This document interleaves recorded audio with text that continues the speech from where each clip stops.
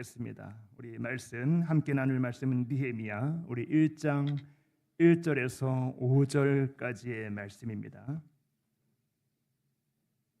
느헤미야 1장 우리 1절에서 5절까지의 말씀.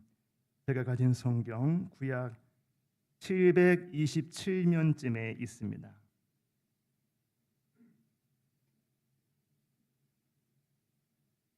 느헤미야 1장 1절에서 5절까지의 말씀, 우리 다 찾으셨으면 우리 한 절씩 교독하시고 마지막 5절 같이 읽겠습니다.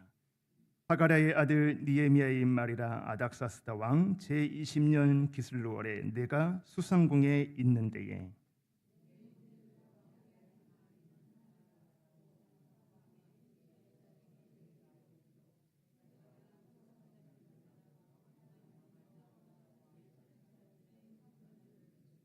그들이 내게 이르되 사로잡힘을 면하고 남아있는 자들이 그 지방에 거기에서 큰 환난을 당하고 능욕을 받으며 예루살렘 성은 허물어지고 성문들은 불탔다 하는지라.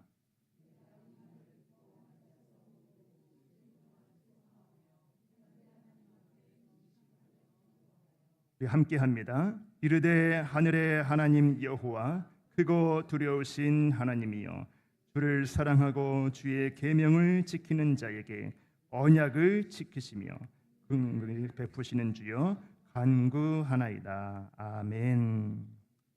할렐루야. 네, 우리 같이 한번 인사하면 좋겠습니다. 잘 오셨습니다. 네.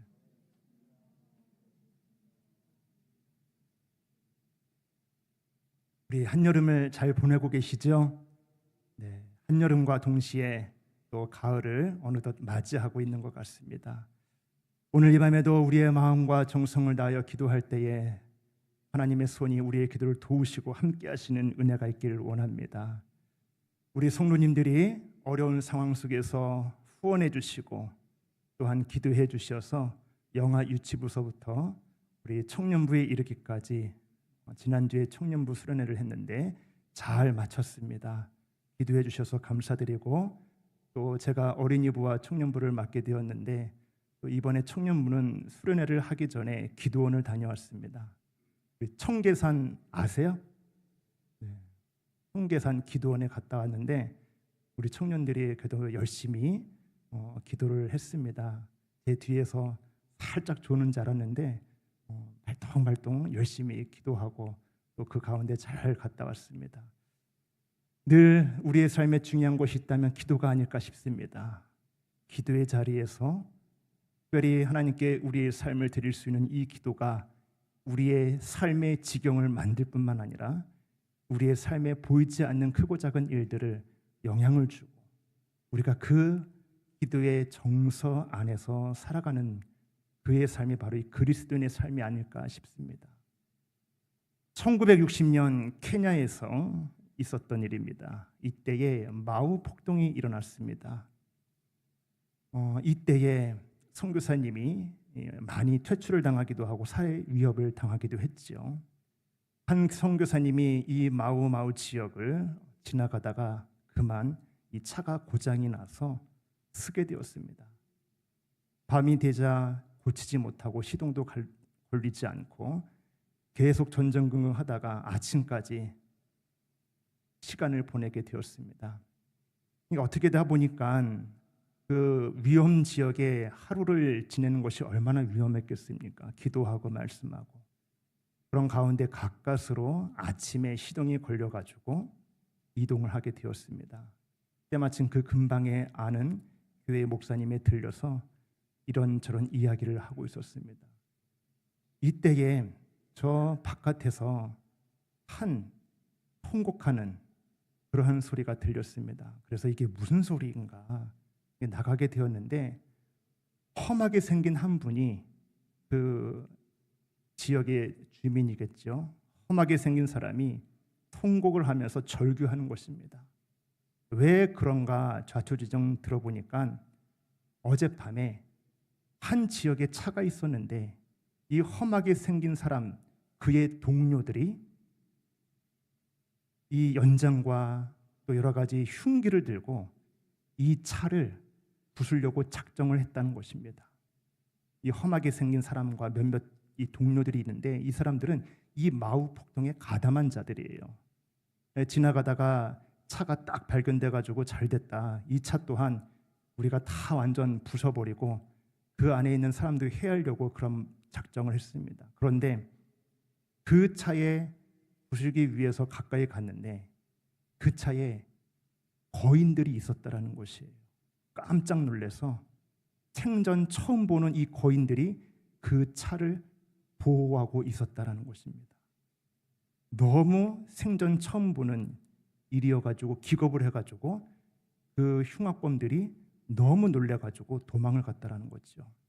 그 다음 날 이 흉악범이 길을 지나가다가 이 교회 앞에 서 있는 차를 보았는데 그 차가 어제 그 차였다라는 것입니다. 그래가지고 이게 누구의 차냐? 누구의 차길래 어젯밤에 그 커다란 거인들이 이 차를 지키고 있을까? 알고 봤더니 선교사님의 차라는 거였답니다. 그 사실을 알고 이 흉악범이 야, 내가 정말 큰일 날 뻔했구나. 선교사님의 차였구나. 자신의 삶을 돌아보면서 회개하며 선교사님, 나 한 번만 살려주세요. 나 한 번만 살려주시고 제가 정말 잘못했습니다. 이때 선교사님이 그 흉악범을 용서를 하고 잘 마무리하고 다시 집으로 돌아갔습니다. 집으로 돌아가면서 이때에 한 전화가 왔습니다. 자신을 파송한 미국 모 교회의 그 파송한 교회의 목사님으로부터 전화가 왔습니다. 그때 이 목사님이 하시는 말씀이 선교사님, 어제 혹시 무슨 일 있지 않았습니까? 어제 선교사님을 위해서 그렇게 기도해야 되겠다는 이 강한 이 절박감을 느꼈습니다. 혹시 어제 무슨 일이 있지 않았습니까? 선교사님이 어제 있었던 일들을 설명을 하게 되었습니다. 그때에 이 선교사님이 이렇게 질문을 했다라는 것이에요. 목사님, 어제 그 일이 있었는데 목사님이 그렇게 기도의 절박감을 가지고 기도를 하셨군요. 혹시 기도하시는 분이 몇 명이었을까요? 알고 봤더니 기도하는 분이 16명이었다는 것입니다. 그 16명에서 열심히 기도했는데 그 흉악범이 차 안에 그 거인들을 본 그 거인들의 숫자가 16명이라는 것이에요. 흉악범이 차를 지키는 거인의 16명, 또 선교사님이 파송한 교회 목사님하고 통화하면서 그 교회 중보한 사람이 몇 명이었는가? 16명. 여러분, 여기서 숫자가 맞은 게 중요한 게 아니에요. 중요한 것은 기도를 할 때에 하나님께서 하나님의 그 점심갑주를 입어주셔서 기도의 불기둥과 구름기둥으로 주님의 백성들을 지키시고 주님의 일을 할 수 있도록 도우시는 그 은혜가 있었다라는 것입니다. 여러분, 기도가 왜 중요할까요? 기도는 생명줄이에요. 기도는 우리의 삶에 있어서 가장 중요한 다리입니다. 생명의 다리입니다. 그 미국에서 아프리카 땅을 위해서 절박한 마음으로 기도할 때에 그 기도가 땅에 떨어지지 않고 그 선교 사역의 모든 것들을 지키시는 그 하나님의 이 기도의 은혜의 통로, 오늘 이 기도가 우리의 간절한 기도의 고백이 되고 우리의 이 기도를 통해서 하나님이 일하시는 그 역사를 경험하는, 그래서 우리의 삶 속에 기도가 더욱더 풍성하게 쌓여지는 은혜가 있길 주님의 이름으로 축원드립니다. 오늘 우리가 잠깐 나누고자 하는 말씀은 느헤미야의 말씀입니다.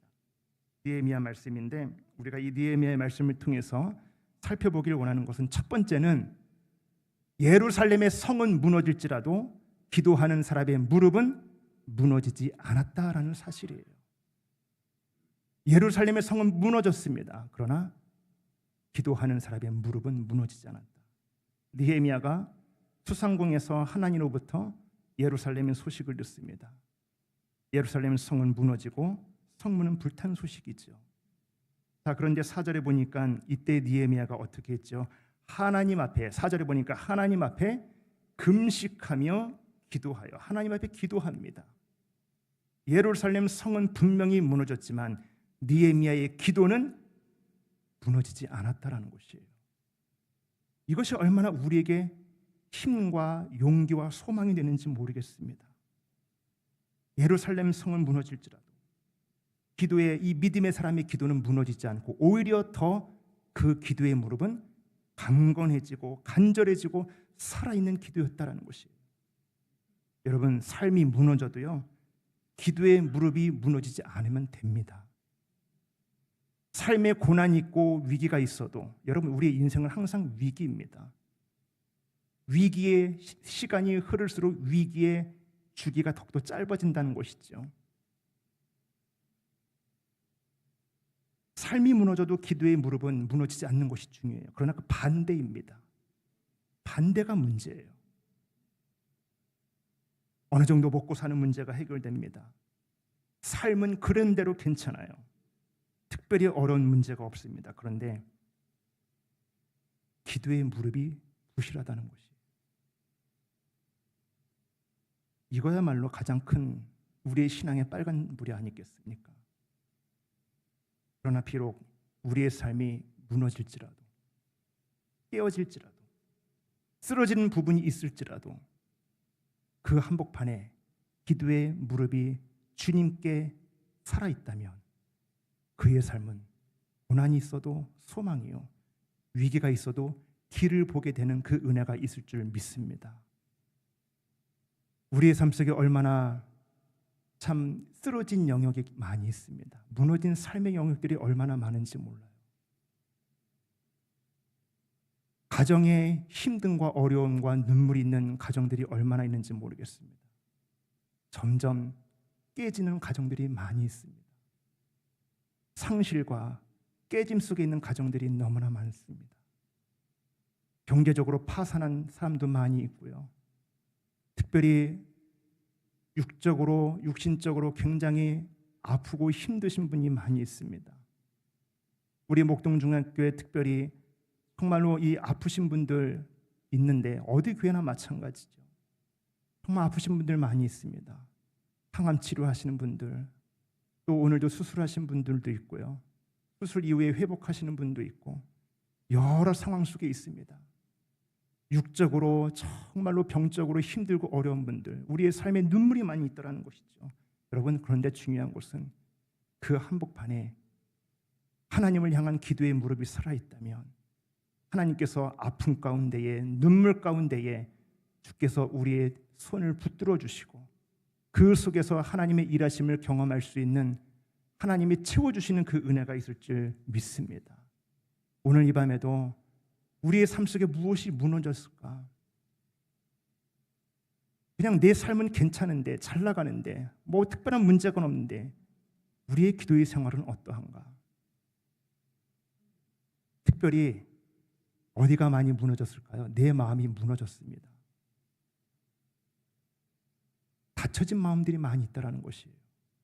상실과 실패와 우리의 마음속에 완악함으로 하나님 앞에 온전히 놓여지지 못한 고집과 편견, 요나와 같은 그 기질, 다른 것이 무너진 것이 아니라 내 마음이 이미 무너졌다는 것이에요. 특별히 오늘 이 밤에 기도할 때에 우리의 마음을 성찰할 수 있는 그 성령의 은혜가 오늘 저와 여러분들에게 있길 원합니다. 무너진 곳을 다시 하나님 앞에 드려지는 기도, 비록 우리의 인생에 무너진 것이 있을지라도 그 한복판에 우리의 기도가 더욱더 강건해지고 살아있는 그 기도의 무릎이 오늘 우리들에게 있길 주님의 이름으로 축원드립니다. 두 번째는요, 기도하는 자에게는 다시 시작하는 은혜가 있다라는 것입니다. 기도하는 자에게는 다시 시작의 은혜가 있습니다. 오늘 본문에 보면 느헤미야가 기도를 하죠. 이 기도가 가장 먼저 받으신 분이 누구이실까요? 바로 하나님이시죠. 하나님이 이 기도를 받으시고 그런 다음에 누구의 마음이 감동이 되었을까요? 오늘 본문에 보니까 왕이 누구 나와요? 아닥사스다 왕, 그리고 그 옆에 있는 왕후가 나옵니다. 자, 오늘 우리가 읽지 않았지만 느헤미야 2장 6절 말씀 같이 한번 볼까요? 느헤미야 2장 6절의 말씀 같이 한번 읽어보겠습니다. 그 때에 왕후도 왕 곁에 앉아 있었더라.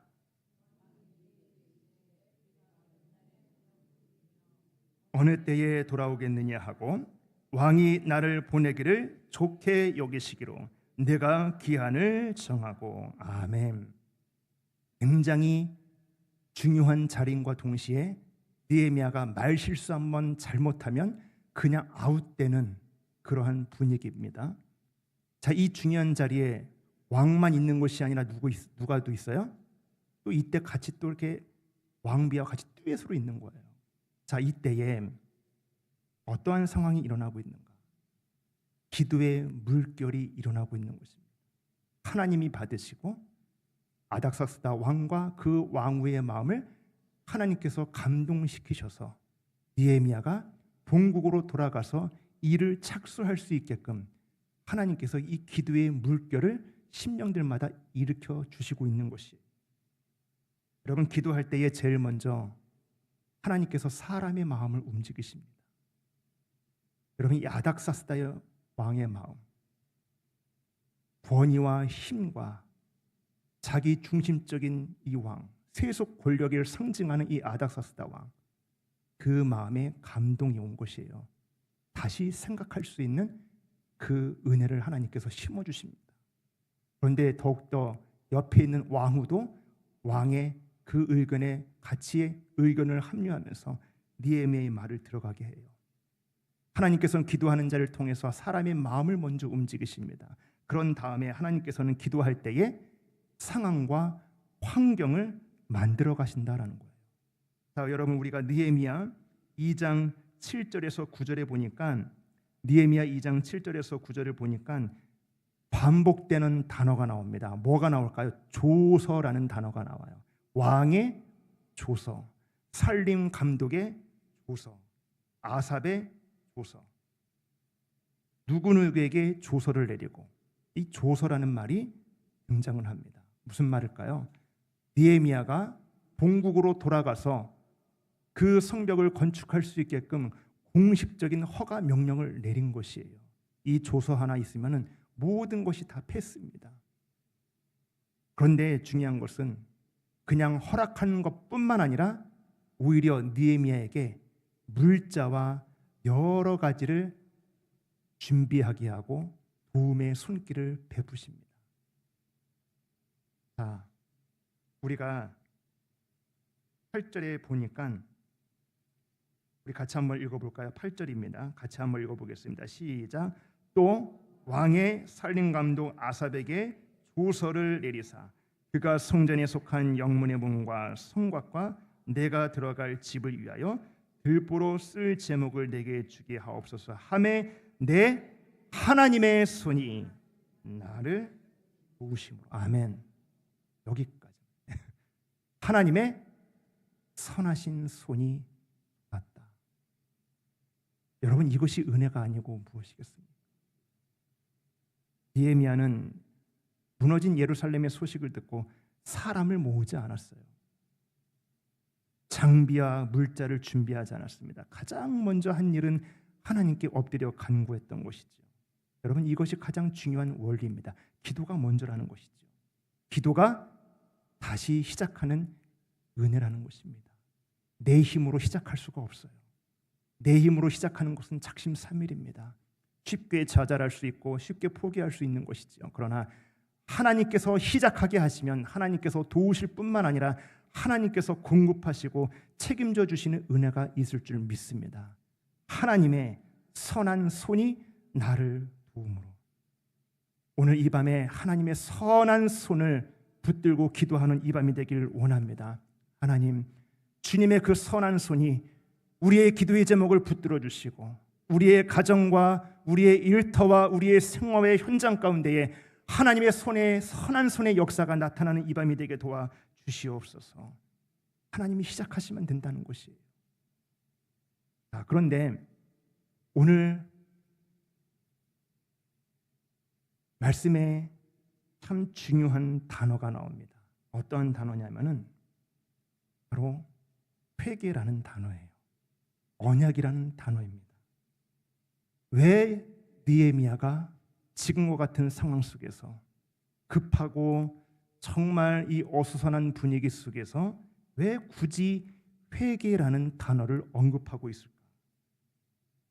죄는 깨지다, 이탈되다, 왜곡되다라는 의미를 갖고 있습니다.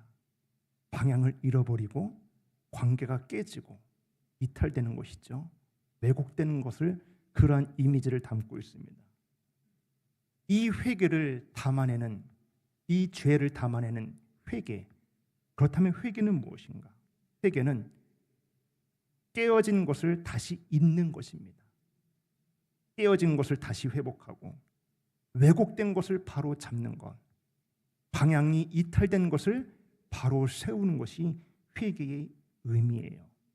결론적으로 회개는 무엇인가? 다시 본래의 자리로 돌아가게 하는 것이 본래의 자리. 다시 하나님께로 돌아가게 하는 것. 여러분, 하나님께로 돌아간다는 것은 무슨 의미일까요? 하나님께로 돌아간다는 것은 하나님의 관점을 회복한다는 것입니다. 하나님의 시각과 기준을 갖는다라는 것이에요. 하나님의 관점과 하나님의 기준을 가질 때에 뭐가 볼 수 있죠? 무엇을 볼 수 있죠? 죄를 볼 수 있는 것입니다. 어떠한 죄요? 가려진 죄, 내가 알지 못한 죄, 은폐된 죄를 볼 수 있는 것이에요. 하나님의 시각과 믿음의 영안이 눌리고 하나님의 기준을 가질 때에 내 양심조차도 모르는 죄, 은폐되고 가려진 죄를 볼 수 있는 것이죠. 이 죄는요, 인간의 관점으로는 볼 수가 없습니다. 인간의 관점은 죄를 상대화시키고 합리화시킬 뿐인 거죠. 느헤미야는 이것을 알았다라는 겁니다. 무너진 성을 재건하기 위해서 가장 중요한 것은 무엇일까요? 죄로 인하여 무너진 이스라엘의 신앙을 다시 세우는 것입니다. 그러기 위해서는 회개가 필요했던 것이에요. 회개를 통해서 다시 우리가 이탈되었던 하나님의 자리, 본래의 자리로 다시 돌아가는 것, 이것이 먼저 되어야 그 다음 단계를 할 수 있다는 것을 느헤미야는 그것을 알았던 것이죠. 방향을 잡는 것이 중요합니다. 방향을 놓쳐버리면 아무리 열심히 해도, 목적이 있어도, 계획이 있어도 방향이 좋지 않으면 무의미하게 되는 것이죠. 회개를 통해서 우리의 시선과 방향이 어디에 있어야 되는 것인가? 회개를 통해서 우리가 어디로 다시 돌아가야 되는가? 회개를 통해서 우리가 다시 하나님 앞에 어떻게 서 나가야 되는가? 하나님의 품으로 돌아가는 것이 바로 회개라는 것입니다. 느헤미야는 그것을 붙들고 기도했다는 것이, 다시 무너진 관계를 회복하게 세우고 다시 하나님의 그 품으로 본래의 자리를 돌아감을 통해서 다시 시작할 수 있는 그 은혜를 저희들에게 허락하여 주시옵소서. 사람이 시작하는 것이 아니라 하나님께서 우리의 회개의 문을 통하여, 기도에 열려진 그 문을 통하여 하나님께서는 우리에게 다시 시작의 은혜를 허락하신다라는 것입니다. 오늘 사랑하는 성도님들, 오늘 우리가 기도할 때에 다시 시작할 수 있는 은혜를 붙들며 기도하는 이 밤이 되길 원합니다. 무너진 것이 있으며 중단된 것이 있습니까? 하나님 앞에 드려야 될 시간들, 하나님 앞에 드려야 될 우리의 삶의 모양들, 하나님 앞에 중단된 것이 있다면, 막혀진 것들이 있다면, 이런 모든 것들이 회복이 되고 다시 시작할 수 있는 그 은혜가 저와 여러분들에게 있길 원합니다. 하나님, 주님의 그 선한 손이 오늘 나를 도와주시옵소서. 그 선한 손, 하나님의 선한 손이 있기에 다시 시작할 수 있습니다. 하나님의 거룩하신 선한 손이 있으시기에 내가 아무리 무너진 삶을 살아갈지라도, 우리의 삶에 무너진 그 영역이 있을지라도 하나님 다시 일어설 수 있는 것은 주님이시오니 우리의 기도에 무릎을 붙들어 주셔서 하나님 앞에 다시 시작할 수 있는 그 은혜가 저와 여러분들에게 있길, 그것을 위해서 기도할 수 있는 이 밤이 되길 주님의 이름으로 기도드립니다. 아멘.